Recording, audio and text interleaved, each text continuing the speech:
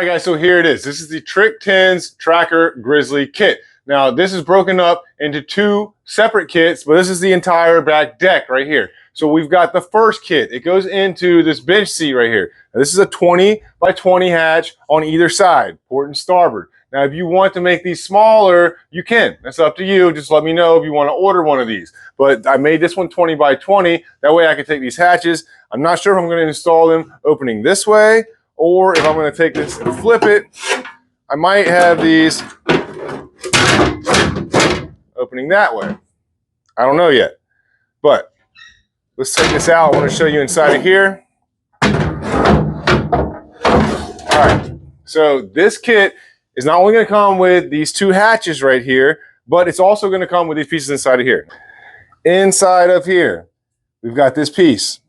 This is like 12 inches here, and it kicks up 1 inch. This piece runs the entire length. Now, this back bench seat right here is 24 inches, and that's exactly what this piece of aluminum is, but it's going to come just like this, bent like that. And the reason for this is because once you cut this hole out of here and you get into here, you'll realize that this whole side right here does not have metal on it. It's just open, and it's full of foam. I suggest you dig all of that foam out of there before you put this in. But it's pretty simple. All you got to do is come back, shoot some rivets into here.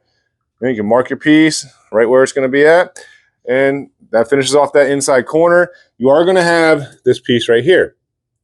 This piece is basically like a 2 by 1 inch angle. And the reason for that is because it's not finished off right here too. You're going to end up having like a 1 inch gap in here once you dig all this foam out of here. So that's just to cover that up and finish that off. Now this one I put in here in 2 pieces just because I had some extra leftover metal here, but the piece you're going to get is going to be long, and you can just cut it off and fit it in there just like that. So that wraps up the back bench kit. Then we have the transom storage area kit. Now this kit is going to come with this big hatch right here. This is a 16 by 42. I actually cut into his transom bracket right here a little bit just because I wanted to have more room. You can see when this opens up, it's pretty big, good size storage. The way that I did this, it works out really cool. You've got this piece on either side, the port and starboard, and these are basically just leveler plates that bring this up flush with this. And then we've got the big hatch, and it comes with this piece of angle that runs right underneath here. This piece here, and it comes with this piece here, and this piece here. It's pretty simple. So you got your 2 outside pieces, then you got your big hatch, then you got your one piece that's going to come across underneath of this. That's where this rivet shoots down into.